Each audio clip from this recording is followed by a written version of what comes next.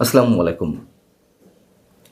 বৃহস্পতিবার রাত থেকে রাজধানী ঢাকা সহ দেশের বিভিন্ন স্থানে যে সহিংসতাগুলো ঘটল তার পরিপ্রেক্ষিতে সরকারের পক্ষ থেকে একটি বিবৃতি দেওয়া হয়েছে। এইসব সহিংসতার বিরুদ্ধে সরকার দৃঢ় অবস্থান ব্যক্ত করছে, এমন সব কথাবার্তা বলে একটি বিবৃতি দেওয়া হয়েছে।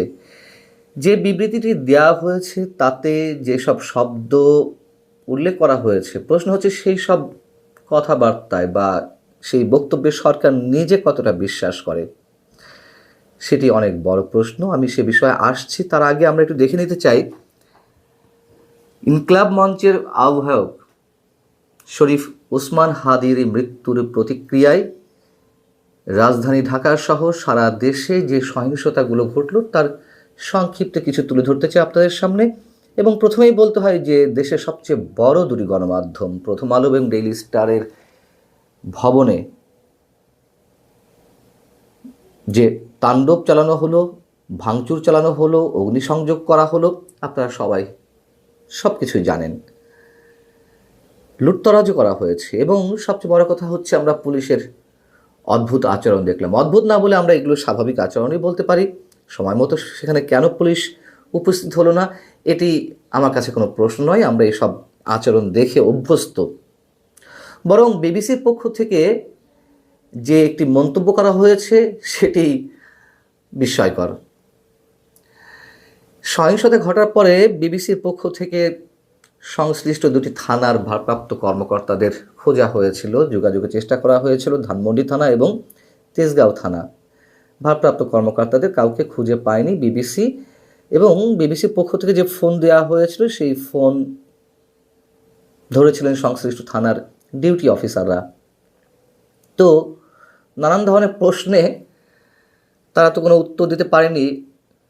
পক্ষ থেকে জিজ্ঞাসা করা হলো যে আপনাদের কাছে সর্বশেষ তথ্য কি, কি বলতে চান, আপনাদের বক্তব্যটা কী এ বিষয়ে। তখন ডিউটি অফিসাররা বলছেন যে আমাদের কাছে পর্যাপ্ত কোনো তথ্য নেই। তথ্য না থাকারই কথা।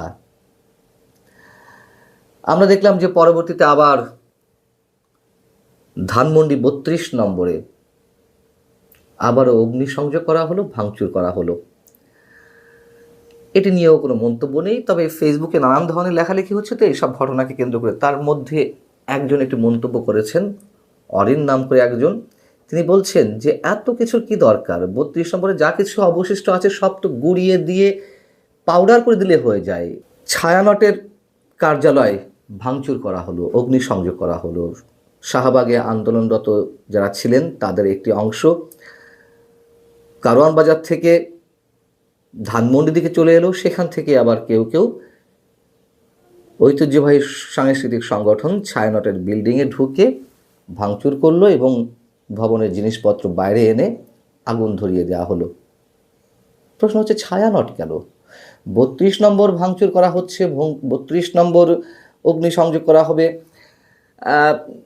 সেখানে ফ্যাসিবাদের তীর্থভূমি, যা যা দাবি করা হয় মেনে নিলাম সব কিছু তর্কের খাতে। ছায়ানট কেন? ছায়ানটের সঙ্গে কি শরীফ ওসমান হাদির কোনো বিরোধিতা ছিল? এটি তো আর আওয়ামী লীগের সাথে কোনো সম্পর্কিত কোনো প্রতিষ্ঠান নয়। আমরা দেখলাম যে খুলনা এবং চট্টগ্রামে ভারতের সহকারী হাই কমিশনারের কার্যালয় এবং বাসভবনে হামলা চালানো হলো। উত্তরাতে বেশ কিছু দোকানপাট ভাঙচুর করা হলো।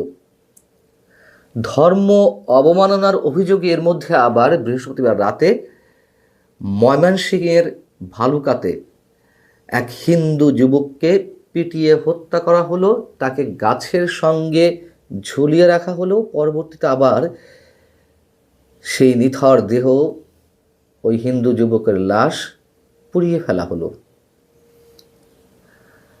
আমরা দেখলাম যে রাজশাহীতেও ডেইলি স্টারের এবং প্রথম আলো কার্যালয় ভাঙচুর করা হলো। ইন্দিরা গান্ধী কালচারাল সেন্টার ভাঙচুর করা হলো, সেখানেও অগ্নিসংযোগ করা হলো। চট্টগ্রামে প্রয়াত মহিউদ্দিন চৌধুরী সাবেক মেয়র, তার বাড়িতে অগ্নিসংযোগ করা হলো। একই সঙ্গে আমরা দেখলাম যে সাবেক মন্ত্রী বীর বাহাদুরের বাড়িতে গভীর রাতে মিছিল সহকারে গিয়ে সেখানে অগ্নিসংযোগ করা হলো। আমরা পরবর্তীতে দেখলাম যে নিউ এজের সম্পাদক সিনিয়র সাংবাদিক নুরুল কবিরের উপরেও আক্রমণ চালানো হলো এবং নুরুল কবিরের মতন মানুষ যদি আক্রমণের শিকার হয়ে থাকেন, আমাদের এটুকু বলতে কোনো দ্বিধা নয়, বাংলাদেশের কোনো নাগরিকই রক্ষা পাবে না, রক্ষা পাওয়ার মতো অবস্থা নেই। সরকার যে বিবৃতিটি দিল সেই বিবৃতিতে কি উল্লেখ করা হয়েছে? বলা হচ্ছে, বিচ্ছিন্ন উগ্রগোষ্ঠীর দ্বারা সংঘটিত সকল প্রকার সহিংসতার বিরুদ্ধে দৃঢ়তার সঙ্গে সতর্ক থাকতে সরকারের পক্ষ থেকে বাংলাদেশের নাগরিকদের আহ্বান জানানো হয়েছে। দৃঢ়তার সাথে কারা রুখে দাঁড়াবে এই সহিংসতার বিরুদ্ধে? সেই সাহস সঞ্চয়ের মতন কোনো ধরনের ব্যাকআপ কি সরকার রেখেছে?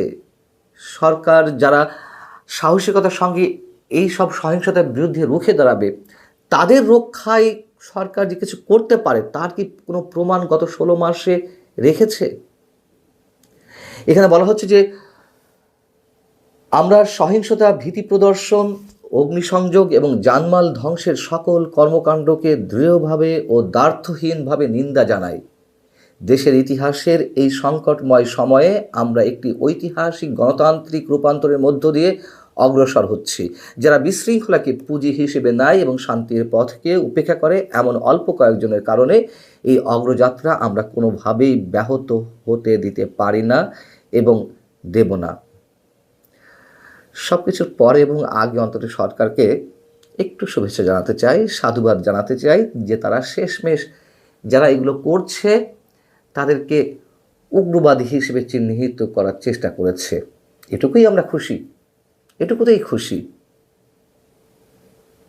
এবং এই যে বারবার একটা করে বিবৃতি দেওয়া যে এই সহিংসতা সমর্থন করে না, যারা এগুলো করছে ওগুলো সংযোগ ভাঙচুর, তাদেরকে সরকার কোনোভাবেই বরদাস্ত করবে না, একটা উদাহরণ এর মধ্যে সৃষ্টি করেছে।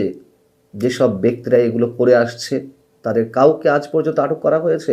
এবং প্রথম আলো ডেইলি স্টার কার্যালয়ে যারা এই ভাঙচুরগুলো করেছে, সারা দেশে যে নৈরাজ্য সৃষ্টি করলো, তাদের কারোর বিরুদ্ধে সরকার কোনো অ্যাকশন নিয়েছে? যে ঘটনাটি গত বৃহস্পতিবার থেকে শুক্রবার মধ্যরাত পর্যন্ত ঘটল। ভালো থাকুন সবাই। আল্লাহ।